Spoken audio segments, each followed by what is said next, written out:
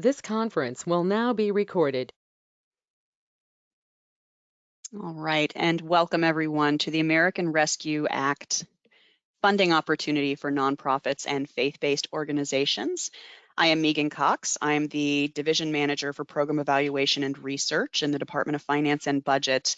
And with me are Barb Lawrence and Elaine Crawford, who will be walking us through the opportunity for our nonprofits to support residents through this federal funding. And I will turn it over to Barb.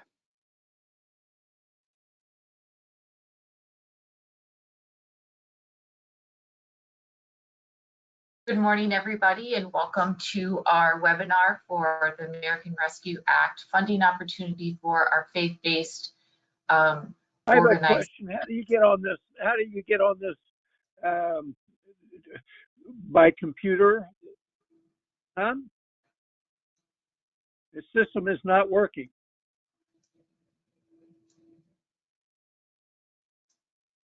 Megan, you're on mute. Yeah, we can take that offline if you can. What's your name? It's Chuck Hedges. Okay, Chuck, give me just a minute.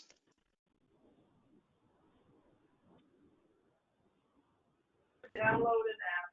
It's a little piece of chat.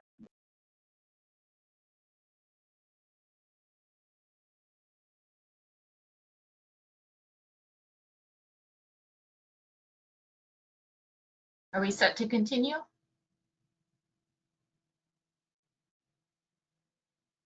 Excellent. Today's agenda, we will go over the Loudoun County ARPA funding, an overview of our eligibility criteria, funding objectives and programs. We'll go over the application, and then expectations for reporting and outcomes upon receipt of funds. So in June of this year, June 15th, the Board of Supervisors accepted Loudoun County's allocation of the Coronavirus State and Local Fiscal Recovery Funds, also known as SLFRP, program through the American Rescue Program Act of $80.3 million. The plan includes an allocation of $2.5 million in fiscal year 22 and another $2.5 million in fiscal 23 to nonprofits who are assisting the community with the COVID-19 response and recovery. This plan includes a variety of programs to help the county recover from the effects of the pandemic, including support for business community, the tourism industry, and the county's ongoing vaccination efforts, telehealth, and broadband services. 50% of the allocation from the federal government was received June 1st, while the second distribution will occur no later or earlier than 12 months after that first disbursement. All funds must be allocated by December 31st of 2024 and spent by December 31st, 2026.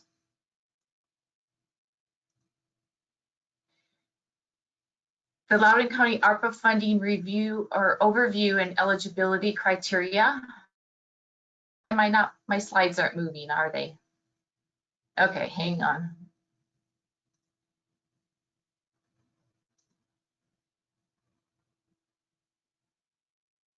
All right, 1 second.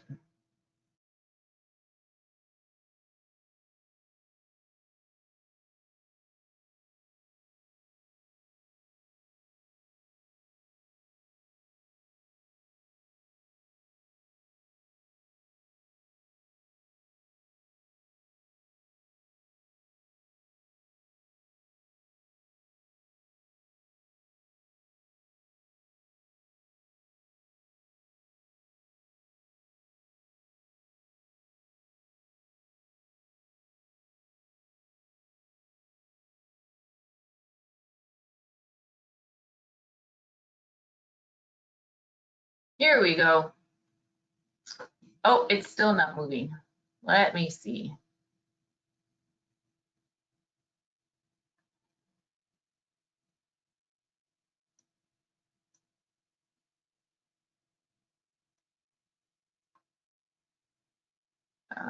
Let's see.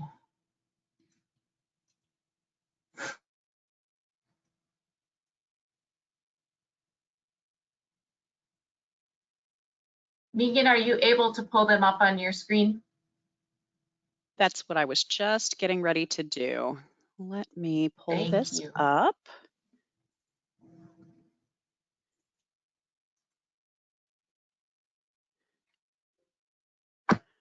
All right. And there we go. Give me just a minute. Let's pull that down. I will share my screen.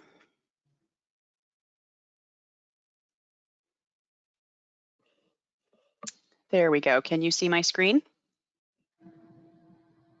Yes. Okay. All right, we are on slide 4, the eligibility criteria.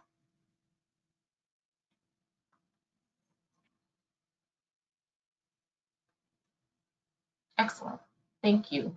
So funds will be available to Loudoun nonprofits and faith-based organizations who meet the following criteria: are in good standing with the Virginia State Corporation Commission, provide proof of 501c3 status, provide the last 3 years of IRS 990 forms and other financial documentation, and can demonstrate that services provided or residents served continue to be affected by COVID-19. Nonprofit support will assist the community with both COVID-19 response and recovery from the economic impacts of the pandemic. Okay, the next slide.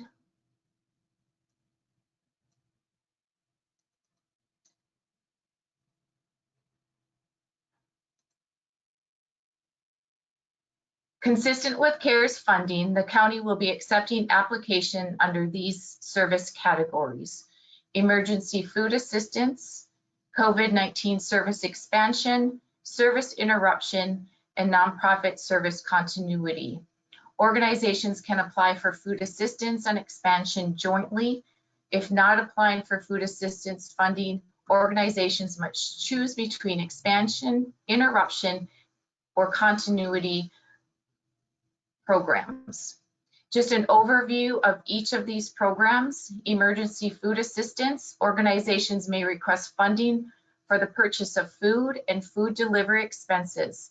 Each applicant must demonstrate a continued need for funding, such as year-over-year increases in the number of clients to be considered for ARPA funding.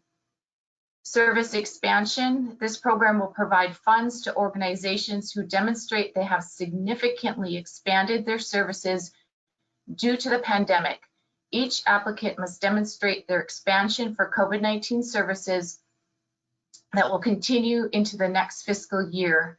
New applicants must demonstrate how they expanded services due to the COVID-19 pandemic, while previous applicants who have expanded services and require further expansion must demonstrate the need for further expansion.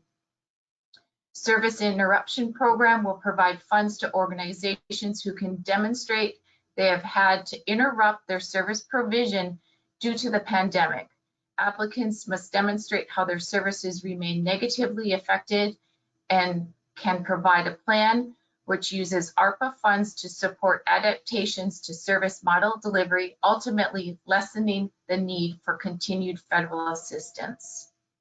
Nonprofit service continuity program provides funds to organizations that can demonstrate that their level of services and residents served have been maintained at a consistent, stable level, but have unexpected costs due to the COVID-19 pandemic.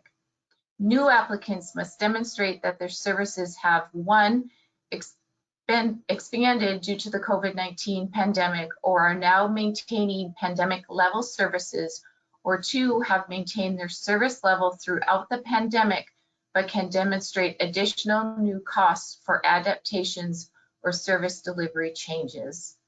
Generally, funding uses under the CARES Act fund as a response to the direct public health impact of COVID-19 will continue to be eligible under this ARPA funding application. Based on the needs assessment that was done in April to all the nonprofits that received CARES Act funding, food support, rental and utility assistance, mental health services, and other monthly payments is where organizations prioritize support to residents. Therefore, we continued with these same funding categories with this funding opportunity. And Barb, we have one question in the chat box from Trish. Do you mean new applicants who have not applied for CARES or new applicants to ARPA? New applicants to CARES. This is our first round of ARPA funding. So everybody will be new to the ARPA funding application. So it was those that did not receive CARES Act funds. Yes, so another way to put that is that if you had applied for CARES funding, you would not be considered a new applicant for the county, since all applicants will be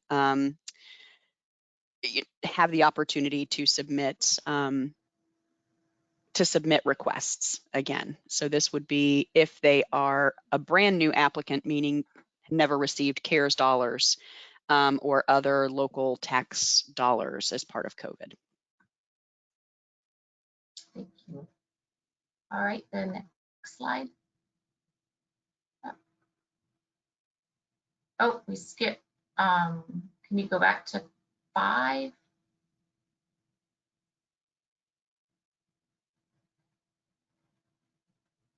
Can you go back to slide 5 where it continues the funding overview?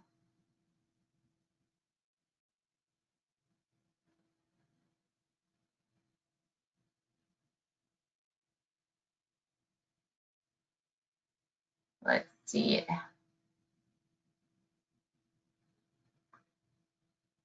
It has where we describe the objectives and some eligibility, some examples of eligible activities.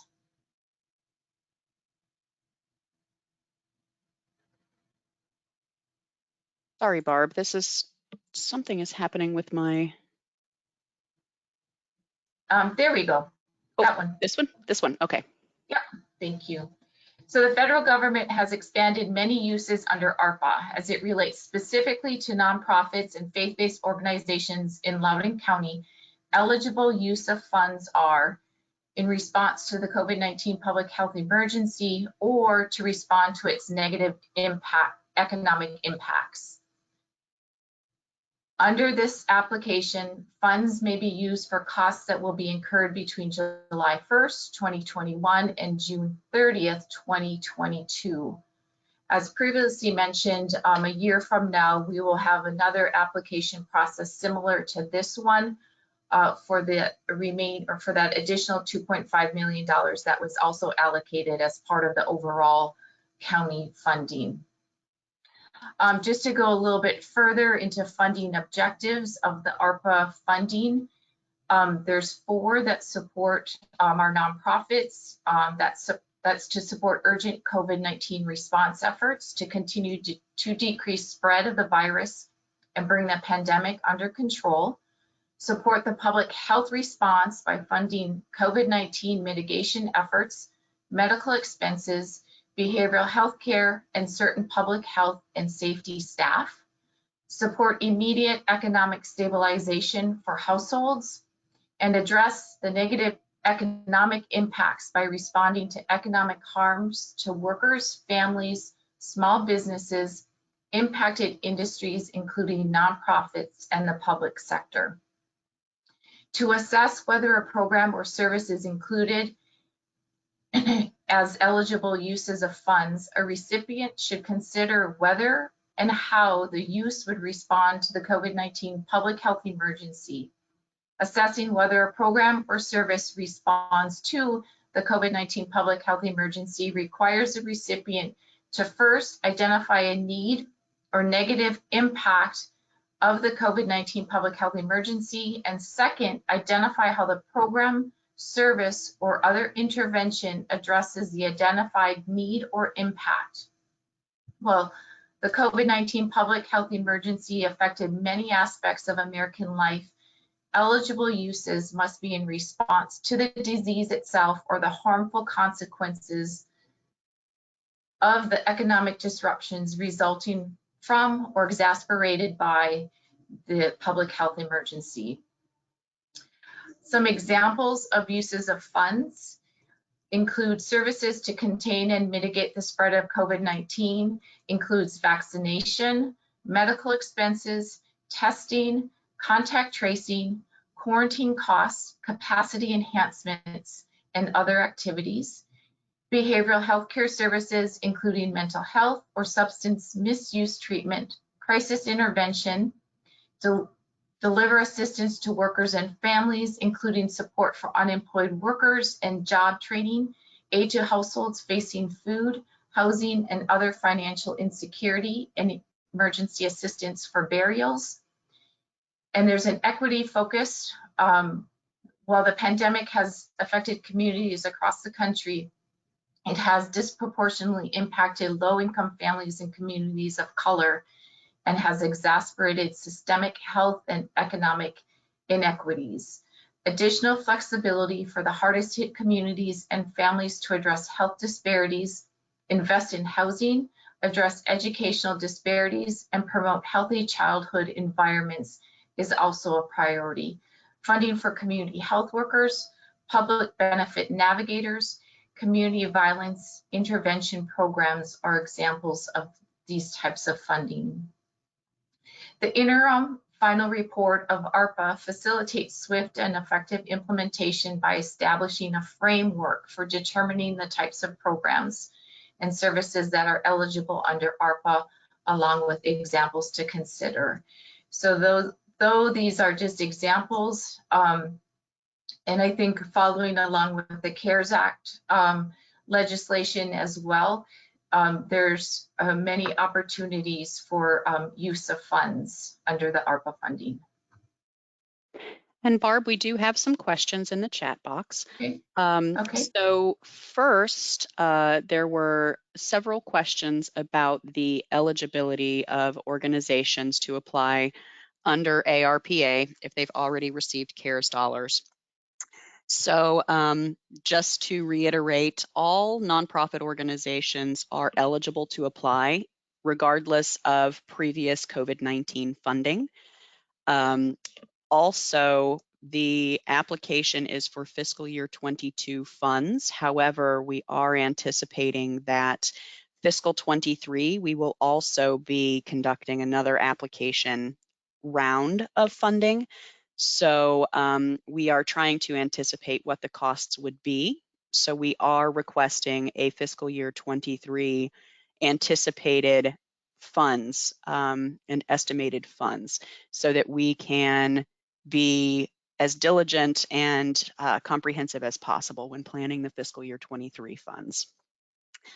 Another question that came up is please provide the definition for nonprofit in the American Rescue Plan Act. And for the nonprofits, they've left this very widely interpretable. So what we are interpreting at the county level is a 501c3 organization that is in good standing with the SEC and can provide proof of services provided, residents served that continue to be affected by COVID-19. All right, and I think that answers the questions here. So we can continue on with the next slide. Yes, please. Okay. So funding programs, kind of a big picture focus, and just to reiterate, the focus will be on direct assistance to residents and long-term sustainability. The funding request should make a direct correlation to assisting residents negatively impacted by the pandemic. And the application should include any steps taken to promote long-term sustainability and any innovations and adaptations made to continue to enhance the organization's service model going forward. The funding,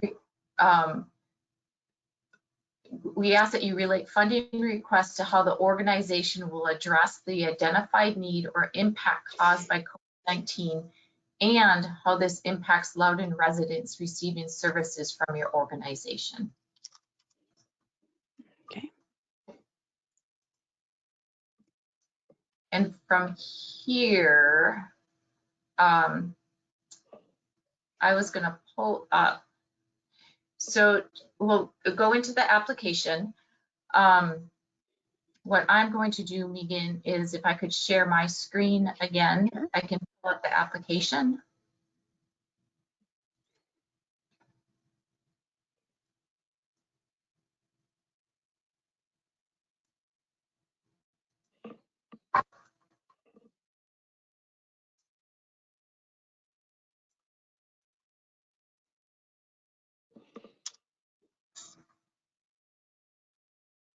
So can everybody see my screen? Yes. Excellent. So here is where you would go to get to the application. It's loudoun.gov and it's grant opportunities. And once you're on that page, you would click into the Online American Rescue Plan Act funding grant application. And that will pull you up to the application itself. There are 4 pages to the application.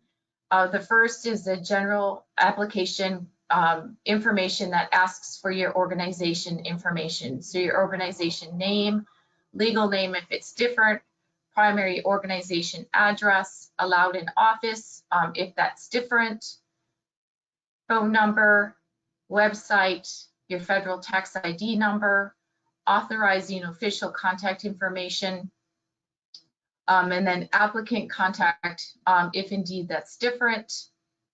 And then we ask that you provide a brief 1-sentence overview of your request. And from there, you can either click next at the bottom of the page, or you can go back up to the top to the next page. Here we're getting into program questions. We're asking you to identify which service category that you intend to apply for. So it's the service expansion and food assistance, or service expansion, service interruption, food assistance, or service continuity.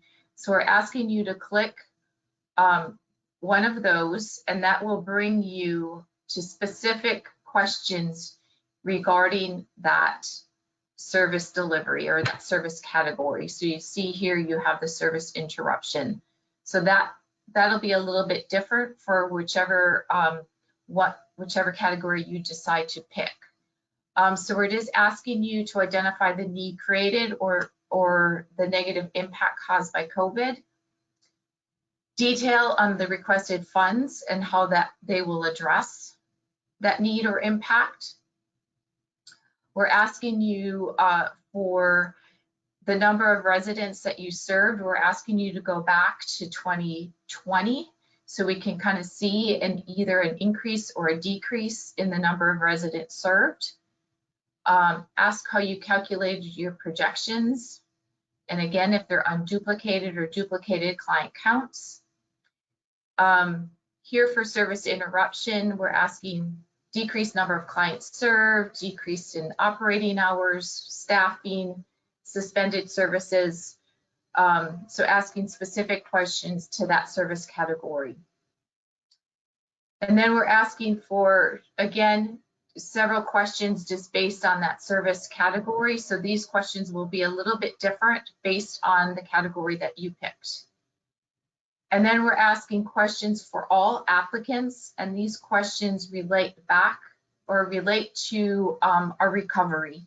We're really asking organizations to look at the recovery plan, tell us what your long-term goals are beyond 2022, include fundraising efforts, service changes, and any other notable plans that you have made.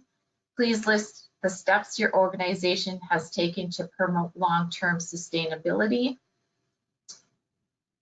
Please describe innovations and adaptations the organization has made in response to the COVID-19 pandemic in the last year. And please identify those innovations and adaptations that you plan to continue to enhance your service model going forward. So these 4 questions all relate back to that recovery plan and moving away from that mitigation to recovery. So those questions will be asked of all applicants. And Barb, we have, before we move into the funding request and financial information, we do have several questions on the application itself. So from Father Daniel, does the application allow the applicant to save the content and return later, or do you have to complete the application all at once? That's a great question. Elaine, I'm going to have you come in on that one. Thank you, Barb. I believe that what we've seen in other applications is unfortunately it will not let you save it. You'll have to submit at one time. The software we're using doesn't allow you to save it. Okay. And the next set of questions is there a downloadable fillable form?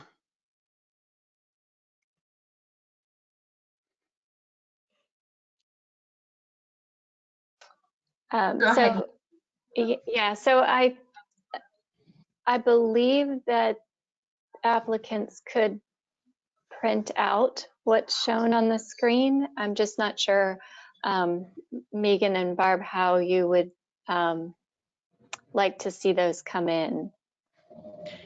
Yeah, so I think if you wanted to download and print the screens in order to have the application questions in front of you while you're writing your responses, that would be acceptable, but we need to have it entered into Laserfish. That is how we are alerted to the application itself, and that we ensure that everyone's application is in the same structure, which will help with the reviewers' reviews of these. And another question is, some organizations are 501c4s and received dollars under CARES Act. Would they be able to apply under the new act? And did the county make the decision to restrict funding to 501c3s? So the short answer is yes. For this nonprofit application, we did limit to 501c3s.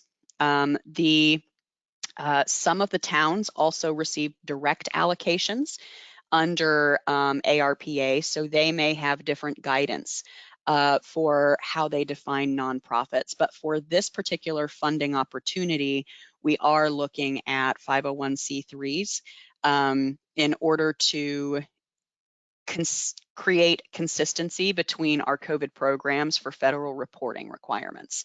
That just maintains a consistent report of organizations and standards across CARES and our ARPA dollars.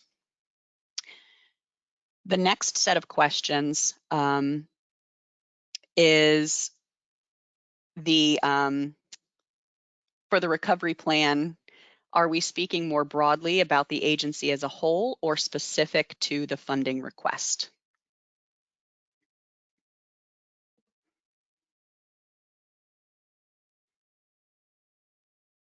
Sorry about that, I was trying to unmute. As an organization as a whole is what we're asking, to look at your organization as a whole and how you're building your organization back to recovery. Mm-hmm. And a couple of other questions. Is there a way to provide a Word version for a draft, or is there an accessible version for those with impairments? We can certainly provide a Word version. We can just take these questions and put them in a Word document and have that available on the website as well. Just give us, it may not get done today, but certainly by tomorrow we can have that up on the website. Okay. And then one last question before we start into the funding request and financial information. One question was relating to ARPA being used for church staffing and payroll reductions. And unfortunately, the Code of Virginia, there is a specific code for local governments that does not allow for any government entity to provide funding for church services that support church services or religious activities directly. So this would have to be funding that would go towards direct residence assistance or organizational capacity that is outside of services, outside of religious services. And I think that answers all of the questions, and I will keep you updated as we move forward. Excellent, thank you. So the third page of the application is the funding request. We initially ask you to let us know or provide details on any CARES funding that you've received in the past, any funding that your organization has received to help you get through the pandemic. So it could be through our community foundation. We know 100 Women Strong has provided grants to several organizations, CARES funds through the towns, CARES funds through the county. So just let us know what those dollar amounts are. If there's any other source of funding that you received to provide support during the pandemic, let us know what that is as well. Here we're asking for the dollar amount that you're requesting from the county under the ARPA funding. And then we're asking you to put the dollar amount. So for example, if you're asking for $10,000 and you're applying for food assistance and service expansion, we break that dollar amount up. So whatever you're asking for service expansion, put it there. Whatever you're asking for food assistance there. For the others, we're just asking that you just repeat that total dollar amount there again. Then we're asking you for an itemized spending plan for use of those funds. So whether it's for administrative support or for programmatic support, we're asking you to put those dollar amounts that you intend to use for the first 6 months of the reporting period, and then for the last 6 months from January 1st through June 30th. So breaking that down so we can kind of see a spending plan that's a little bit more itemized. We're also asking you to project forward to see what your needs are, what you anticipate as your expenditures moving into the fiscal year 23. So from July through December of 22, and then January through June of 2023. Below, we're asking for kind of a description of what those are. So if you're asking for specific administrative support for salaries, let us know what those salaries are and who those funds are supporting. And then again, for administrative expenses, give us details on how those funds will be spent. Then we're asking for future funding. Please provide detail on the program and administrative expenses will be funded in the future. And again, this will go back to your recovery plan and your sustainability plan that we asked you in the question piece of it. So let us know how you anticipate future funding for your programs. And again, you can hit next here. This will bring you to your financial information. And Elaine, would you like to speak to the financial information that we're requiring? Sure. So we're asking for the number of employees on your payroll for January through December of 2020, and then we're asking you for the next several quarters, and then the projected amounts. For ease of information, we ask this on a quarterly basis, with the hopes that you would have this readily available from your federal quarterly reporting, payroll reporting that you're doing. And then the projected numbers, again, are just for us to get a sense of your plans for the future and, what kind of funding needs you might have for staffing going forward. So it, again, should tie into your plans for services in the future. We've asked for the completed 990 forms for 2018, 19, and 20 with the understanding that that's your fiscal year, and with the hopes that your 2020 has been completed.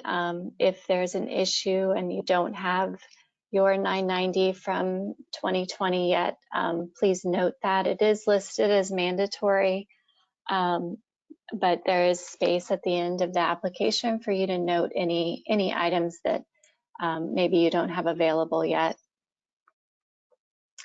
For the financial statements, if you don't have an audit or a review done by an accounting firm or a third party, we are asking that you provide your internal statement of activities and statement of financial position for 2019 and 2020. If you do have an audit or a review that was done by a third party, then you don't need to provide the internal statement of activities and statement of financial position.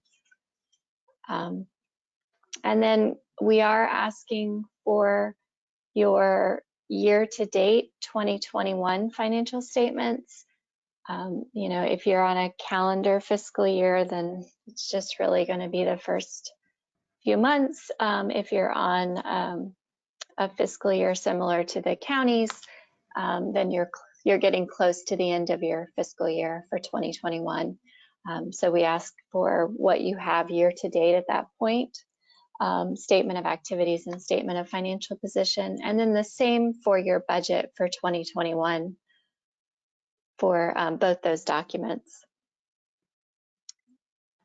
And then we would like to leave room for you to provide a description of any changes that you've seen in your organization's financials as a result of the pandemic.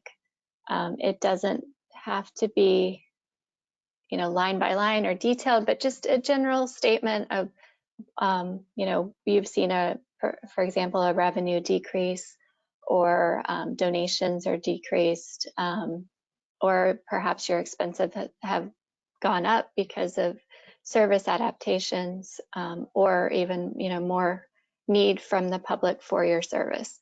So we'd like just a general statement put there. And then if there's any other special considerations that you'd like us to review, then please explain those in this box provided. The required documentation goes back to the requirements for receiving the grant. So we need to see your 501c3 designation letter. And then if there are any other attachments that you would like us to review, then please provide them here, and then just a brief explanation of why you're adding those and what you'd like us to review. And then we just ask that you type in the authorizing official and your email, and that acts as a digital signature to certify that the information is true and correct.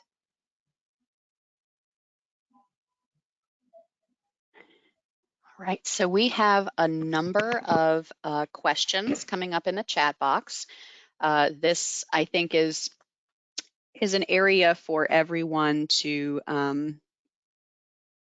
some areas of angst or nervousness. So we'll just kind of walk through this a little bit more. So first is the question relating to detailed from all other funding sources. So when we were requesting the funding from other sources, are we also including private sources that came in to support COVID relief? And if so, can the organization roll up the categories rather than itemizing them?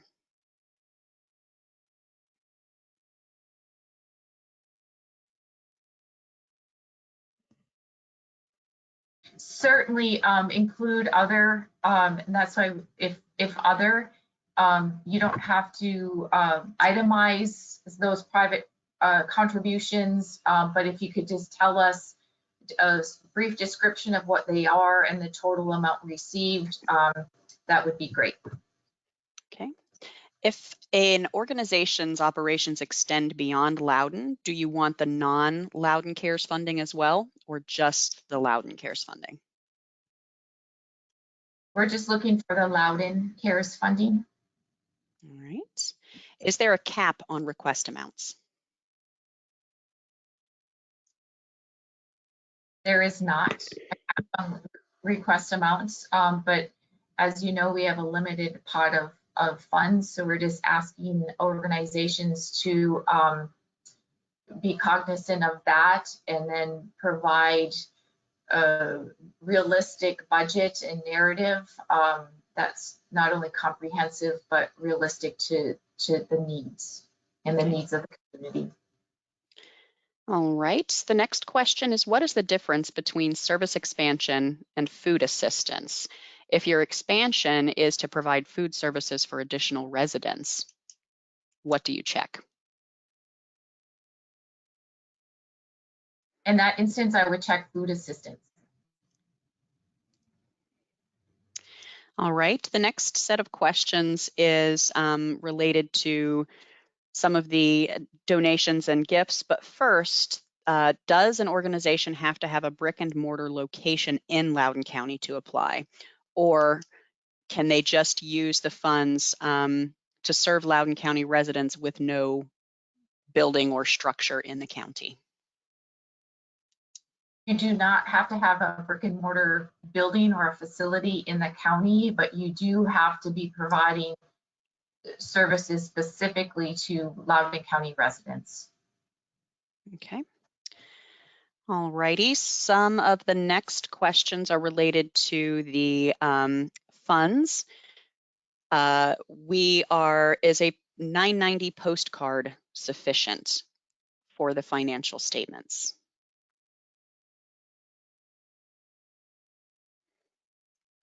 Yes, if that's the type of 990 that the organization files, then that is sufficient. Okay. And what if your 990 for 2020 has not been filed since the year end is 6/30/2021? That's fine. We just would want you to explain that in the box at the bottom of the form. Okay. Regarding staffing, is the question regarding all staff in the organization or only the staff directly working on the programs?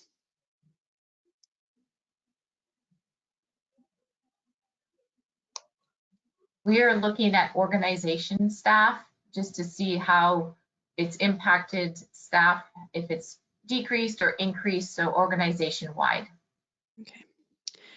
All right, so what is the requirement for the statement of activities and positions? What is actually wanted? And some organizations do not have a financial position statement. What would they need to provide in lieu of those? So sometimes these are called, the statement of activities is also known as an income statement. And then the statement of financial position is known as a balance sheet. So depending on the software that the organization is using, you may see those terms used instead. But that's what we're looking for, income statement and balance sheet. Okay. All right, do you need us to upload our SCC documentation? There isn't a request for it, but the guidelines state that there should be good standing.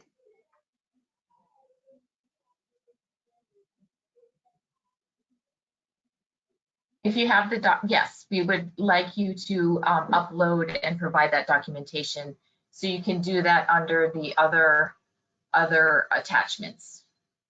Okay. All right, the next question is under the financial questions with budget.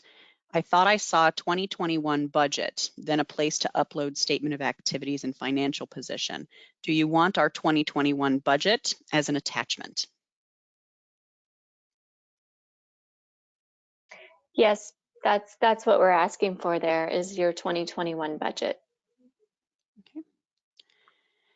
And the next question is, are the attachments subject to FOIA?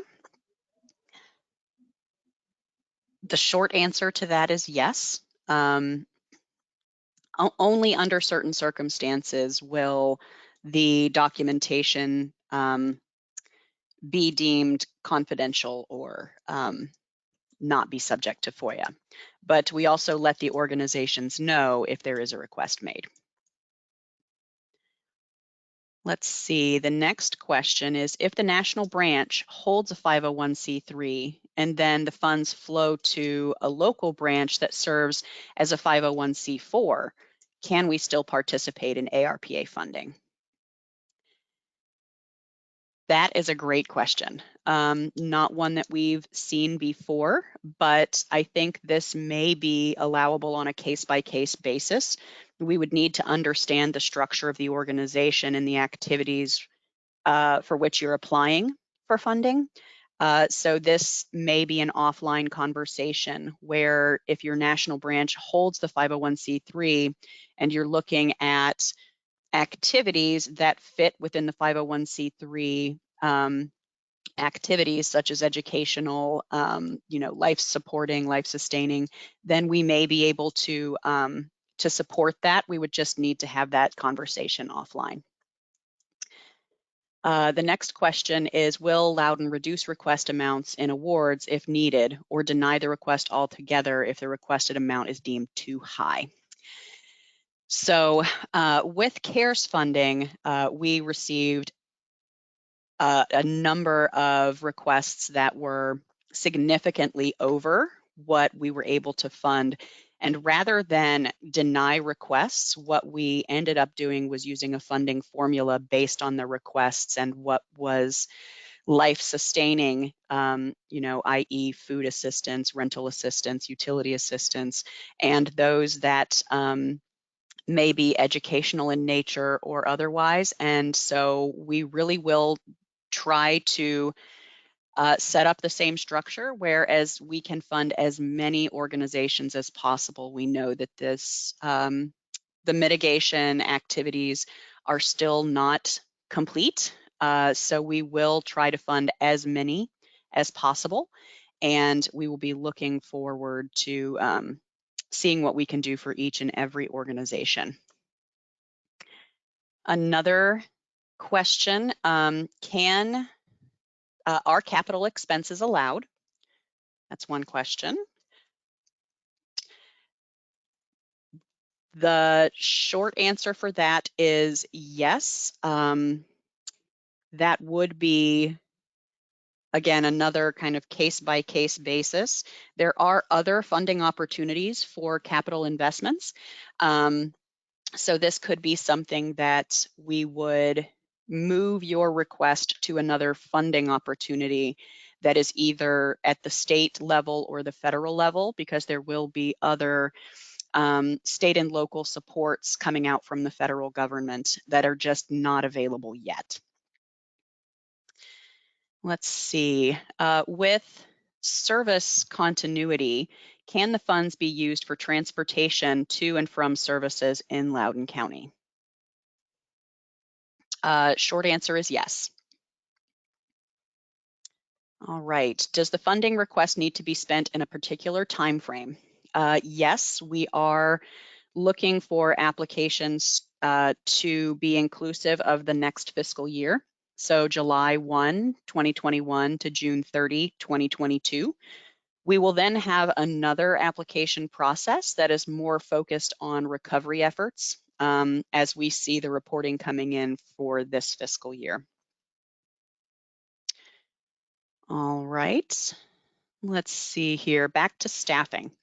Should we only list staff who are working in Loudoun County?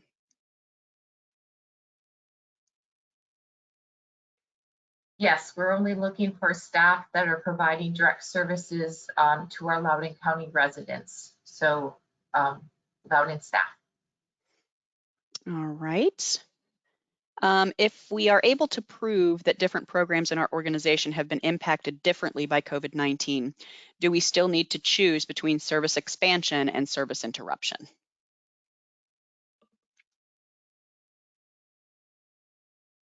Can you say that again? Sure. So if we're able to prove that different programs in our organization have been impacted differently by COVID-19, do we still need to choose between service expansion and service interruption? You need to choose one service category. So depending on how I would look at it is wherever that greater need is, but then in your narrative, you can just explain the two programs that have been impacted. So however, whichever fits best into your greatest need, I would choose that category with that explanation. Okay. All right, there are a number of other questions coming in, but in the interest of time, I want to make sure that we get through the full PowerPoint and talk a little bit about the reporting requirements. So any of the ones that we haven't answered so far, we will try to take and answer in the next Q&A portion, and we will also try to answer them in writing online, and we'll post them to the website.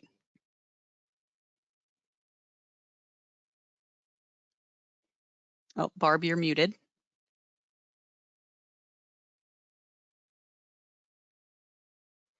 Sorry about that. Megan, if you could, I stopped sharing my screen. If you could go back to sharing yours. Yep. Back up the PowerPoint. There we go. Can everyone see my screen?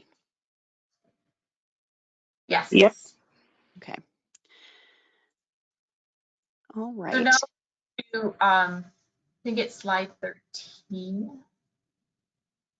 Yes. So the federal reporting requirements for the county will be required to publish a recovery annually that will include the use of funds, efforts to promote equitable outcomes and community engagement, use of evidence, and expenses by expenditure category. So I know organizations that received CARES funds, a little bit familiar with our expenditure categories that we had to do on the final reporting. That piece will be similar. However, the reporting for ARPA funds is much more robust than the CARES Act funding and will require much more documentation and I think planning and planning for that recovery piece of it. So with that, the other piece that's also part of it is performance reports that include output and outcome measures. And so Megan is going to speak specifically on what those output and outcome measures are, beginning at the county level. Will come down to you, where you will also have to develop outcome and outcome measures for your ARPA reporting. Yeah, thanks, Barb. So what is going to be required as part of the performance report and in our recovery plan are specific indicators and programmatic data. So the county is required to publish all of our performance reports in a public forum, which means we will have to publish all of our performance indicators on our website or some other means in order to ensure that we are offering full transparency into the funds being used for ARPA. And so as part of this, we do have flexibility in terms of how this information is presented, but we need to identify key performance indicators for each project. And with the projects, the way we're defining those is nonprofit support is a project. Within nonprofit supports, each of your requests will be considered a program that is under the umbrella of our project. And so what we are doing here is you see our logic model that we've identified specific outcomes and outputs that we will be asking you to identify for data collection and reporting for our purposes. And so this is a requirement of receiving ARPA dollars, because we have to then in turn submit the outputs and outcomes as part of our report to the federal government. So I'm going to focus mainly on the activities that we are working towards. So the first is this competitive funding opportunity for nonprofits. We are planning on funding activities to priority programs, and many of you are operating those programs or are a part of those programs, and we will expect that this is going to be similar to CARES Act funding. We also need to monitor nonprofit programs on a quarterly basis for progress. So this is getting to the outputs and outcomes. We also are going to be supporting you through this process. I know this is a new process for everyone, and we expect that this may take a while. So we are, whoops, sorry about that. I'm trying to make this larger for you. There we go. So we are, hoping to have nonprofits develop these evaluation plans to measure outcomes for ARPA funding. So you would be required to measure your outputs and outcomes on a quarterly basis, so that we see that you're making progress and that we can report your successes to the federal government. The outputs that we are hoping all organizations can capture in one form or another, and we can talk to you about this as we move forward. For us, it's going to be the number of organizations funded in each priority area. So as Barb mentioned, we do have the food assistance, service expansion, service interruption, and service continuity. So we will be reporting to the federal government the number of organizations funded in each of those categories. We also will be expecting you as your organization to tell us how many residents you're serving in your organization for the funds that you've been using. We also would like to know the number of residents served overall. So we will be aggregating your data into a larger set of data to be able to report to the federal level the number of residents served overall in the county using ARPA dollars. And we know that some organizations may be requesting funds for direct assistance to residents, where others may be requesting operating funds or staffing. So we will expect to have separate buckets for reporting the amount of direct assistance to residents versus operating or staffing types of assistance. But again, the idea is we want to make sure that we have some continuity in the amount of direct assistance to residents so that we can measure that as an outcome later on. We also will be counting the number of reports delivered to county staff, so these would be your reports, and the number of evaluation plans approved. Ideally, this would be 100% and be able to provide some support for this process.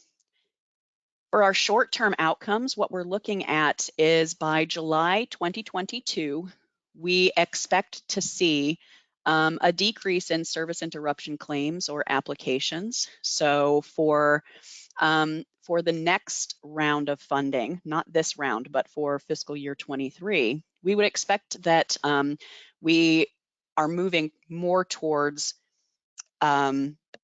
recovery and less instability in our organizations.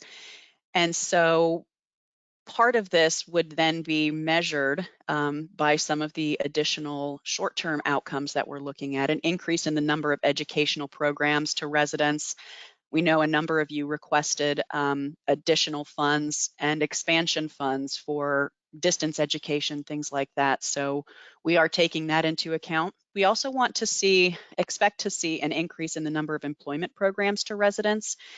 This is a trend nationwide that we are finding individuals looking for training opportunities or employment opportunities that are outside of their current situations. So we expect to see some increase in the number of employment programs.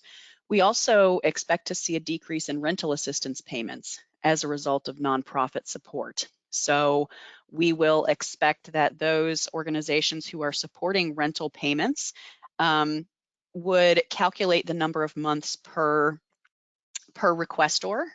So we can then see if the average number of months or number of requests is going down in rental assistance. And the same with utility assistance. Are we seeing month over month requests from families, as we expected to see early in the pandemic? We expect to see those decrease over time. As people get back to work, as people switch jobs and employment, we expect to see those decrease.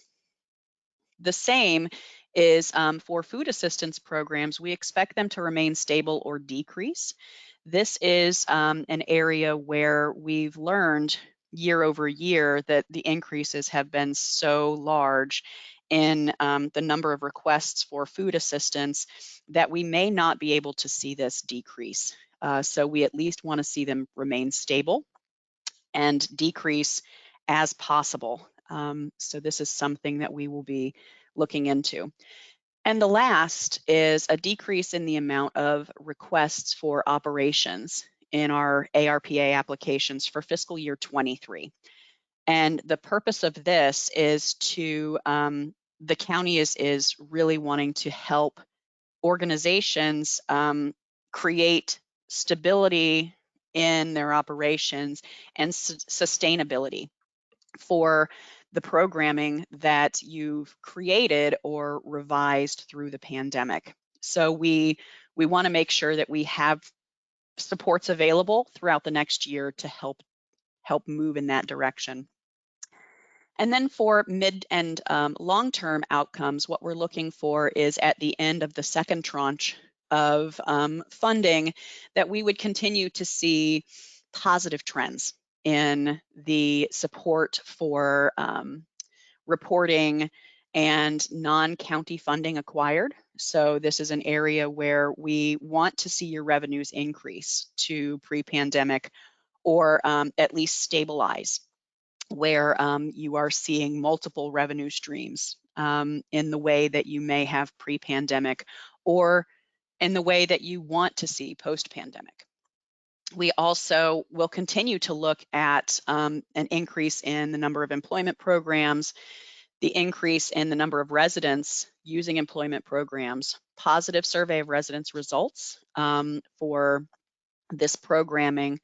And then we're starting to look at the impact on residents. At the end of July 2023, we want to be able to say that residents report increases in their overall well-being and that they report a decreased need for COVID-related issues. We want to be able to measure that, that you are meeting your outcomes and your goals. And the final 3-year impact, what we're looking at is that that your organizations will report increased stability, multiple funding streams, revenue, staffing, and long-range plans post-pandemic. That we report sustained enhanced service models as a result of ARPA and other revenue sources. So the service models that you've been working on, whether they be distance learning, distance-based therapy, adaptive models for specific services that you're providing, we want to see those sustained. And in the wake of the pandemic, as we recover, we want to make sure that that would be available long-term for residents. And then the last 3 are really focusing on making sure that we are capturing pre-pandemic or similar service levels to what would be expected. So this is why we're looking at all of these data. We have to have these data to report to the federal government. We therefore will be relying very heavily on you and your organizations to identify where you see yourselves in your request as part of these outcomes, so that we can feed your data directly into this logic model and be able to report all of your successes to the federal government and then to the residents of the county, because this will be publicly displayed. All right. Oh, I accidentally stopped sharing. My apologies. Here we go. And so the next piece of this will help to better articulate some of the other pieces. But I will say from some of the questions in the chat box, yes, we will have a template for you for the outcomes. We are expecting that the award announcements will be on a rolling basis. So we will be working with your organizations on a case-by-case basis to support you in creating the evaluation plan and data collection plan, as well as moving this into the next phase. I also see a question, if we're doing rental assistance, are we able to help those that would qualify for our RP? So right now, the Virginia's rental relief program is being operated by the Department of Housing and Community Development. We still, if they qualify for our RP funding, they would need to go through the RRP process. Likewise, if they are not qualified or have been disqualified from RRP, then organizations, we do encourage organizations to have funding available for those that do not qualify, but they have to have proof that they've not qualified.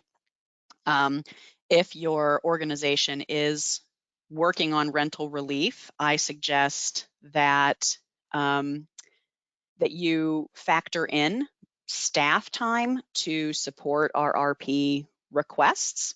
This is something that is an eligible expense under ARPA. All right, so just some expected reporting requirements, as we mentioned. And Barb, I don't know if you want me to continue on this or if you want to move forward with this. I can chime in. Okay. So just to review expected reporting requirements, the documentation will be similar to the CARES Act funding, but as mentioned before, a bit more robust, just based on what Megan presented, but it will include those financial reports, applicable service logs, backup, and then that recovery plan. Our first report will be due October 15th, and then quarterly thereafter. I will be working with funded organizations on building those evaluation plans and building those outcomes and outputs. We'll have templates for you, as we did with the CARES Act funding, to complete your financial reports. So I will be working with you in that process.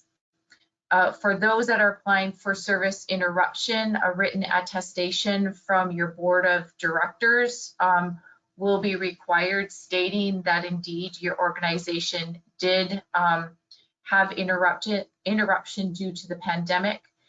And then every organization that receives funds will be required to sign a certification of appropriate spending and uses of the funds.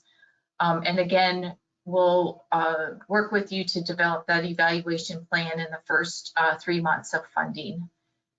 County staff, so applications are due on July 28th. However, county staff will review applications and determine funding on a rolling basis. If an organization has not done business with the county in the past, we will also need a copy of your W-9 to set you up as a vendor.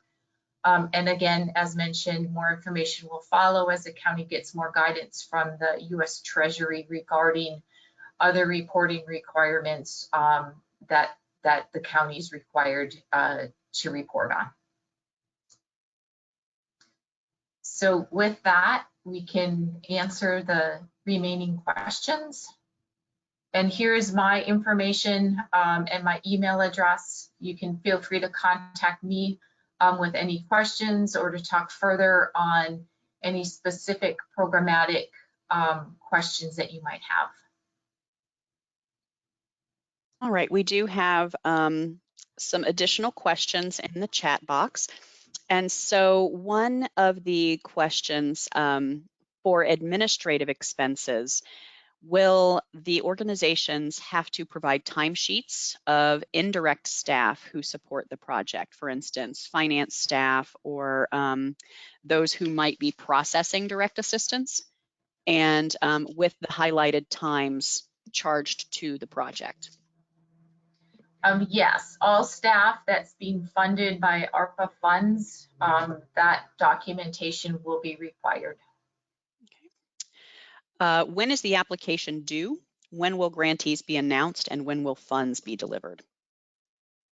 As mentioned, July 28th at 4 p.m. Is when the application closes, and applications will be reviewed and funded on a rolling basis throughout that time. Okay. All right, to follow up on capital expenses, when you say capital expense requests may be moved to another funding source, should we wait to apply for that or proceed and apply here? And I would say our preference would be to have you go ahead and apply via this process. That way we know how many organizations are looking to have capital improvements or capital requests. So that way we know what to process and move to another funding bucket, or whether or not we can accommodate those requests directly through this funding. So please go ahead and submit capital requests within this funding opportunity. Another question is, may a single nonprofit apply for multiple grants if we have two programs in different categories? My suggestion, similar to the question before, is to apply under one service category, but in your narrative, and especially in your budget narrative, be very descriptive on how your funding will break down. So I recommend one application if you have two projects, but just be very specific on those two projects and how the funding is, or the dollars are being broken down. Okay, excellent. The next question is on the application budget grids. Is the food expense budget a subset of the spending plan? And if so, does all food go in supplies in the spending plan, or are there two separate things that they would need to account for? Those that are non-food, food delivery expenses, how do they set that up? So in the application, when you apply for food assistance, it will bring you down to specific food related questions, and also a specific, the budget is different. It will ask for food allocation, boxes, travel. So when you click the button, it'll bring you down to specific budget as it relates to food assistance. Okay. All right, the next is, for food assistance, are gift cards to grocery stores allowable expenses? If so, is there specific reporting such as recipient date, etc.? They are allowable. However, there is very robust reporting in regards to it. We would need to know very detailed information as far as who's receiving it, the tracking number on the back of the card, the date that it was given out, who gave the card out, was it at an event? So there's very specific, detailed documentation that is required when giving out food cards. And we can provide that information to you. Okay. Great. The next question is, one organization has partnered extensively with a Ruritan Club during COVID, and as a 501c3, could they partner with an organization like this with the 501c3 as the lead and the other organization as a sub or some sort of supporting role? Because of the 501c4 designation, there's a concern. So that's a great question, and I think that regarding sub-grantees or working extensively with other organizations, we definitely encourage that. It would be advisable to have a formal agreement in place for the activities that you would be using that are eligible. So 501c3s really are barred from certain activities that other 501cs are eligible for, such as lobbying.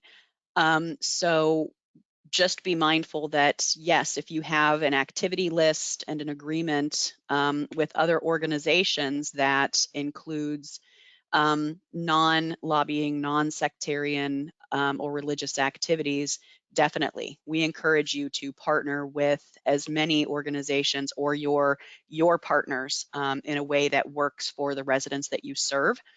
We want to make sure that we are moving the money out as quickly as possible to be able to serve as many residents as possible and to keep your organizations in service to residents. So, so yes, I encourage those partnerships as you move forward.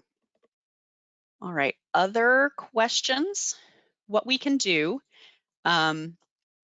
is the opening questions. We'll just pause the recording, and if there are any questions, you can unmute yourself, and we'll continue for about the next 8 to 10 minutes with any additional questions.